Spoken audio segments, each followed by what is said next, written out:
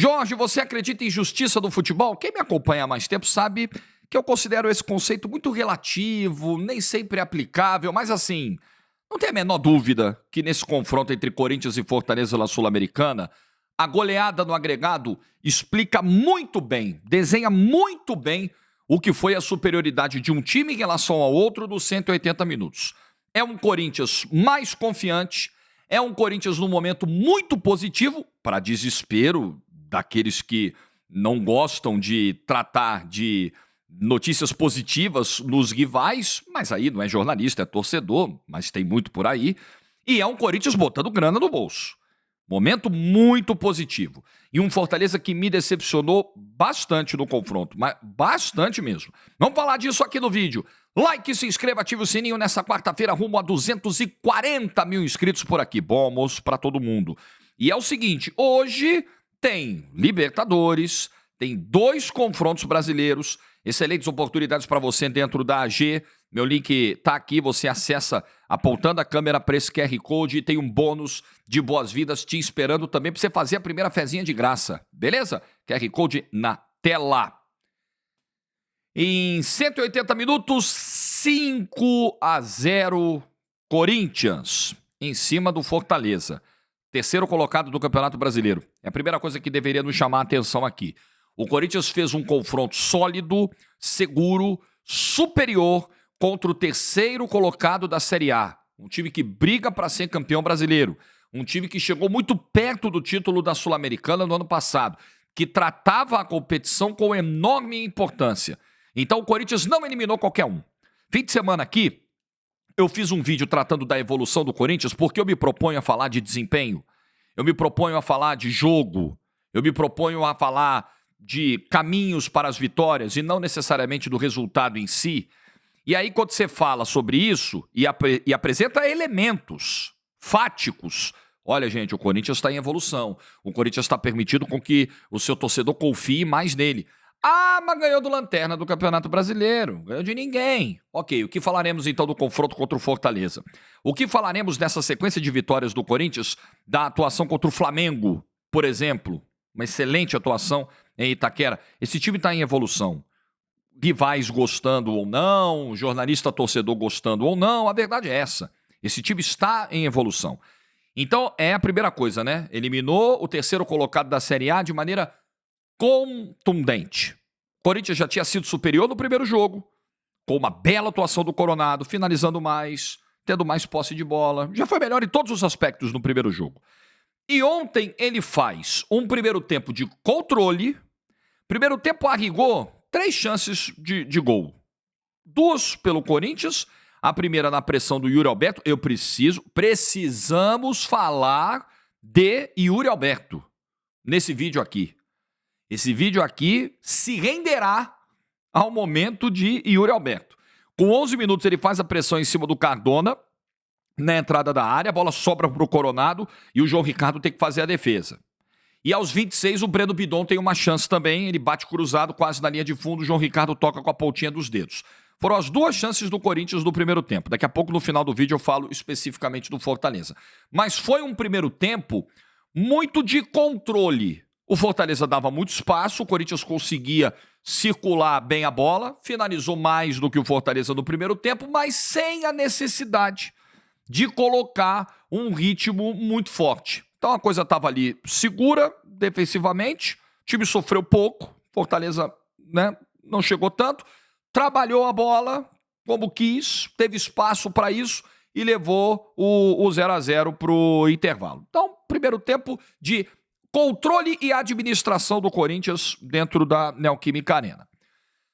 Volta o segundo tempo, volta o jogo do segundo tempo, o Fortaleza veio diferente e ora, né, tinha que ser assim mesmo. O Vojvoda fez lá 3 trocas, o time começou a finalizar, começou a botar o Hugo para trabalhar. Então você pega aqui, ó, com 8 minutos de jogo, o Hugo Souza já tinha feito, no segundo tempo, né? Com 8 minutos do segundo tempo, o Hugo Souza já tinha feito 3 intervenções, 2 defesas e uma bola que ele teve que sair desesperado de um carrinho para evitar que o Renato Kaiser chegasse. Era o Renato Kaiser no lance? Eu tô anotando porque é tanto lance na cabeça que a gente esquece. Isso com 8 minutos. Breno Lopes no carrinho. Então, isso com 6 minutos. E aos 8 tem o lance do Renato Kaiser, o segundo lance do Renato Kaiser no jogo, só que aí ele chuta pro alto.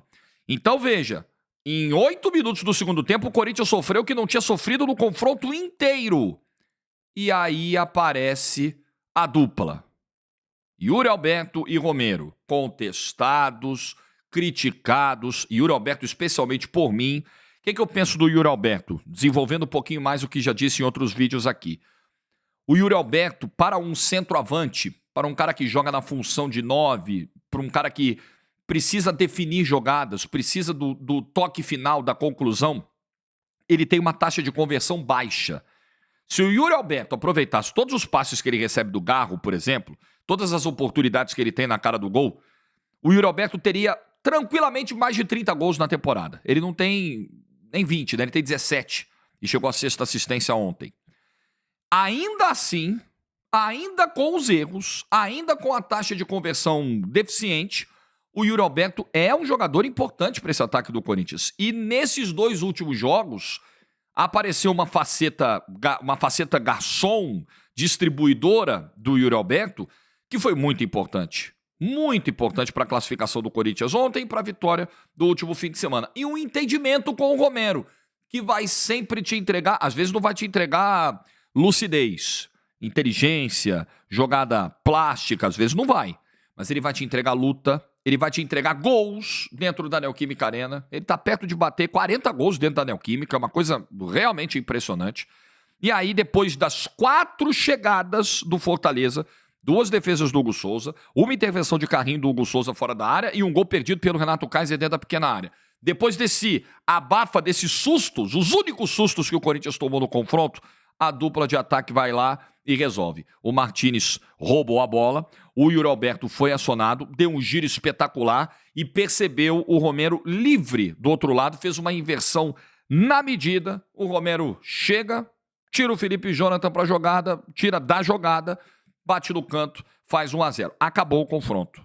9 minutos do segundo tempo, toda aquela chama que o Fortaleza tentou colocar no jogo, acabou, morreu, 3-0 no agregado.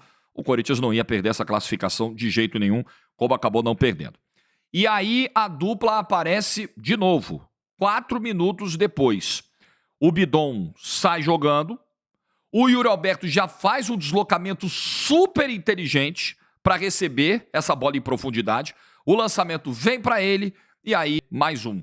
A dupla resolveu o jogo hoje dentro de Itaquera. Yuri Alberto e Romero, como tinham feito no segundo gol contra o Atlético Goianiense no fim de semana.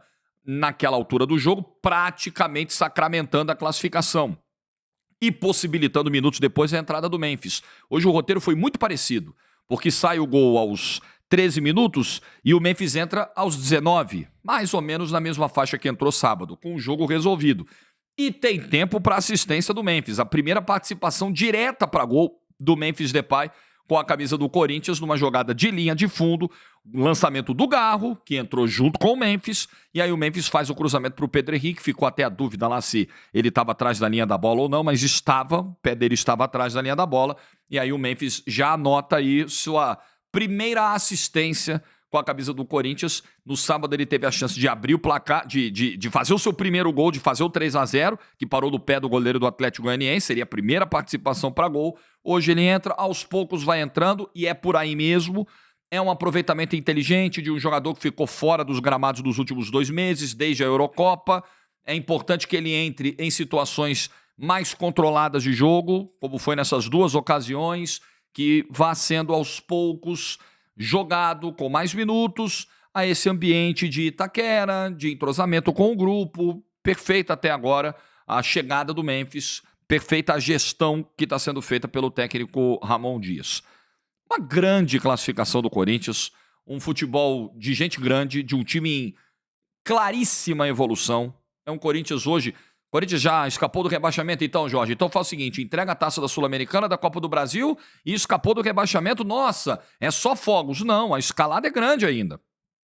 Outras equipes que brigam contra o rebaixamento apresentaram momentos de melhora e voltaram a sofrer, justamente porque o déficit de pontos era muito grande. O Fluminense é um exemplo. O Corinthians pode ter de novo uma oscilação até o final e de novo, ficar numa situação de zona de rebaixamento. A questão é que, no momento, o elenco se fortaleceu com as contratações, são 5 vitórias seguidas, a confiança está em alta e um futebol muito mais equilibrado a gente consegue ver. Um trabalho do Ramon Dias que finalmente vai fazendo esse Corinthians ser mais competitivo, mais seguro e mais eficiente. Tudo que o time precisa para tentar reagir. As ferramentas para reagir, o Corinthians as tem hoje. O Corinthians dispõe de ferramentas, na minha opinião, suficientes para evitar o rebaixamento. Não estou falando de título de Copa do Brasil e de Sul-Americana, porque eu acho que Copas também tem um modo meio aleatório e tal, e eu continuo achando que a prioridade tem que ser absoluta a permanência na primeira divisão. Mas você está a 3 jogos de ser campeão de uma competição internacional. 2 jogos contra Racing ou Atlético Paranaense, vamos saber amanhã, o adversário do Corinthians na semifinal, e uma decisão em jogo único. Na Copa do Brasil são 4 jogos. Por que não? O nível de competitividade está aumentando justamente no momento em que as competições vão afunilando. Eu sempre fui mais conservador aqui nos vídeos. Imaginava que o Corinthians deveria, se não abandonar, que seria um termo muito forte, entregar a classificação, isso nos faz, mas assim, deixa isso em último plano, foca só no brasileiro. Mas o Corinthians está conseguindo fazer algo que me surpreende.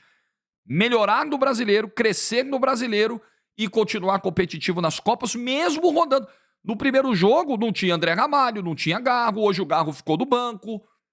E mesmo assim, fazendo essa gestão, né? Contra o Juventude, poupou vários titulares em Caxias do Sul, colocou uma escalação mais forte aqui e virou. Contra o Red Bull Bragantino, nos 2 jogos, e teve momentos de time mais fraco aqui, time mais forte ali. Tá conseguindo fazer essa dosagem, isso é mérito da comissão técnica do Corinthians. Preserva o aspecto físico e mantém o time competindo, mesmo sem força máxima em alguns jogos de mata-mata. O momento realmente é muito animador para o torcedor do Corinthians. E grana entrando. É mais dinheiro que entra. Somando tudo de premiação na Sul-Americana até agora, o Corinthians já arrecadou na casa de 19 milhões de reais. Com a classificação de ontem, mais 4 milhões e 300 mil no bolso. Fora o que já arrecadou de premiação na Copa do Brasil, na casa de 10 milhões. É dinheiro que vai entrando para um clube que precisa. Para um clube que precisou fazer investimentos, precisou ser ousado do ponto de vista financeiro, precisou correr riscos, mas é como eu digo, você precisa se planejar para não ter que gastar como um louco no meio do ano, depois de fazer bobagem no início do ano. Agora, chega um momento em que você também faz as continhas, né? O que é pior? Inflacionar, entupir essa folha no segundo semestre, com um gasto que não estava planejado lá no início, ou cair para a segunda divisão e ter um prejuízo muito maior, e ter uma frustração de receitas e uma perda de arrecadação muito maior para 2025. O Corinthians se viu entre a cruz e a espada e está conseguindo se virar para pelo menos terminar 2024. Não dá para falar em 2025 se cair em 2024. Infelizmente, isso não é o que eu vou pregar jamais. Eu jamais vou bater palma para a gestão do Augusto Melo por isso. A gestão de um presidente que entrou completamente perdido. Não existe isso de, o 2025 a gente vê depois. Vamos torrar todo o dinheiro que tem que torrar em 2024, vamos fazer todas as loucuras que tem que fazer em 2024, dane-se 2025. Sou totalmente contrário a isso. Só que o Corinthians entrou num modo em que ele precisava meio que agir assim em 2024, porque fez muita bobagem no início do ano e se colocou nessa situação. Então vai acabar sendo, né? O que não é ideal acabou sendo o único possível para o Corinthians. Arrisca tudo em 24 e vê o que acontece em 25. Aí é uma outra história e vai ser preocupante, tá? Mas pior ainda será com uma queda para a Série B. E o Corinthians tem tudo para evitar. E agora, amigão, é semifinal de Sul-Americana. Alguém duvida do Corinthians em evolução? Eu coloquei esse título do vídeo do domingo. Eu não duvido.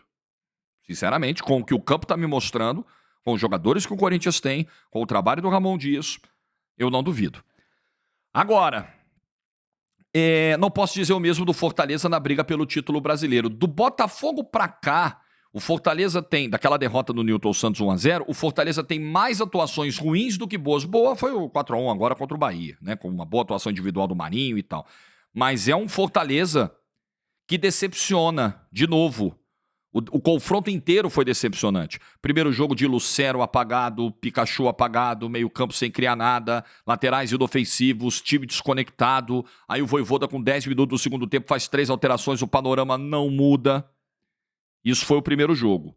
Ontem, pior ainda. Um Fortaleza que não conseguia atacar, dava muitos espaços ao Corinthians, só tem uma chance no primeiro tempo com o Zé Wellison.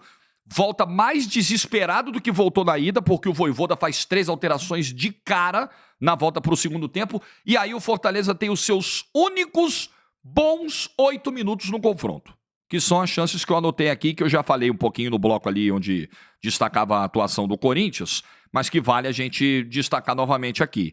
Porque talvez não fosse o Hugo Souza, o goleiro que é, nessa trajetória do Corinthians, o Fortaleza poderia ter tido melhor sorte no confronto. Se com 1 minuto de jogo entra a bola do Renato Kaiser, o confronto poderia ter sido outro. Se com 3 minutos de jogo entra a bola do Breno Lopes no chute forte que o Hugo Souza pegou, o desfecho poderia ter sido totalmente diferente. Se aos 6 minutos o Hugo Souza não salvasse no carrinho, na bola esticada para o Breno Lopes, poderia ter sido outra história. Se aos 7 o Renato Kaiser não perde um gol na pequena área, poderia ter sido outra história. Mas assim, é muito pouco. Em 180 minutos, você ter 7, 8 bons minutos onde você consegue incomodar o seu adversário, é muito pouco. O futebol que o Fortaleza jogou foi muito pouco, foi muito pequeno, foi insuficiente nesse confronto. O Fortaleza não conseguiu encarar o Corinthians. O 5-0 a gente está desenhando, né? O 5-0 no agregado é o placar que grita. 5-0 não é por acaso. 5-0 não é bola vadia. 5-0 não é erro de arbitragem. Seriam 5 erros, 4 erros. 5-0 não é lance fortuito. 5-0 não é golpe de sorte do adversário, 5-0 é 5-0. O Fortaleza tomou um 5-0 no confronto. Simples assim. Brigando pelo título brasileiro e com condições, e com a Sul-Americana como um sonho, como uma obsessão. Mas foi uma atuação pobre. No jogo de ontem, individualmente, alguns jogadores também não chamaram a responsa, não puderam fazer a diferença. Marinho não estava numa boa noite. Felipe Jonathan sofreu muito na marcação, até caneta tomando, sofreu muito.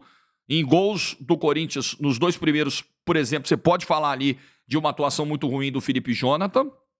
Então foi um time que não rendeu no confronto. Fortaleza nada rendeu nesse confronto. O que esperar do Fortaleza na reta final do Campeonato Brasileiro? Fortaleza sempre foi um time muito forte em casa, tanto que até a derrota para o Corinthians na ida da Sul-Americana, ele ostentava uma invencibilidade de 21 jogos dentro da Arena Castelão. Essa é a grande arma até o fim do campeonato. Mas, por exemplo, o confronto direto contra o Palmeiras, ele vai fazer fora de casa. Ele vai ter que encarar o Allianz Parque. É muito difícil. Ele tem menos qualidade, ele tem menos recurso, ele tem menos investimento, menos grana que Botafogo e Palmeiras. Menos tradição também vai, principalmente em relação ao Palmeiras. Tem. Eu acho que são fatores que vão pesar. Eu vejo na matemática, o Fortaleza brigando pelo título. É óbvio, se ele está a 4 pontos do líder, eu não posso excluir o Fortaleza no aspecto matemático dessa briga.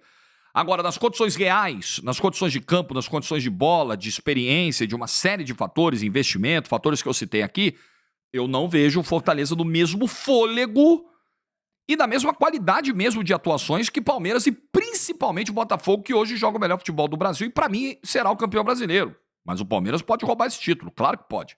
Claro, é o Palmeiras do Abel, gente. Eu não cravo, não jogo meu dinheiro todo no Botafogo não, porque tem o Palmeiras do Abel aí. Mas acho que será o Botafogo campeão. Então não vejo o Fortaleza com fôlego para acompanhar os dois. Mas o Fortaleza tem fôlego para pegar uma vaga direta na Libertadores do ano que vem e acho que esse tem que ser o grande objetivo. É tentar apagar o que foi um confronto contra o Corinthians. Difícil. Acho que é mais tirar lição do que apagar. Mas preocupa. Preocupa, porque se ao mesmo tempo em que na temporada o Fortaleza ganhou do Palmeiras como ganhou, né? Ganhou do Flamengo, isso lá atrás, o momento do Fortaleza, assim, naquela reta, quase chegando na reta final, é a hora de dar o gás. O Fortaleza não conseguiu dar esse gás. Caiu na Sul-Americana da maneira que caiu, perdeu o jogo pro Botafogo valendo liderança do jeito que perdeu, né? Isso liga um sinal amarelo, um sinal de que talvez na hora que a coisa apertou, o time não teve fôlego para dar esse algo a mais. Mas ainda pode terminar a temporada de uma maneira muito, muito significativa, muito positiva, né? Terminando na 3ª, na 4ª posição do campeonato. Eu vejo o Fortaleza brigando por isso. Posso errar, projeção, gente. Isso aqui é projeção, é palpite. A gente erra, acerta. Às vezes a gente erra a maioria, às vezes a gente acerta a maioria, depende da fase. Mas eu não vejo. Eu acho que o confronto de ontem, confronto dessas últimas 2 terças-feiras, ele deixou uma sensação muito ruim. Faltou ao Fortaleza conseguir competir num momento tão agudo como foi esse. A classificação do Corinthians ela é muito justa.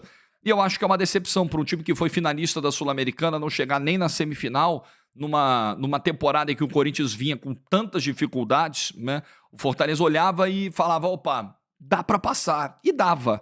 Se o Fortaleza conseguisse jogar o que apresentou na maior parte do ano, dava, mas o Fortaleza não conseguiu. Tem o mérito do Corinthians que é inegável e tem uma frustração, sim, tem um nível abaixo ou alguns níveis abaixo que o Fortaleza apresentou nesse confronto. Repito, o agregado fala por si. É isso, gente. Análise feita. O que você pensa? Like no vídeo se você ficou até o final. Será que há muito otimismo nessa análise do Corinthians? Há exagero? Ou você acha que é por aí mesmo, que o campo está mostrando que é um outro Corinthians e que o torcedor pode confiar num fim de temporada positivamente muito surpreendente para o Timão? Deixa nos comentários aí a tua opinião. Like no vídeo se você ficou até o final. Ótima quarta. Juízo sempre e tchau.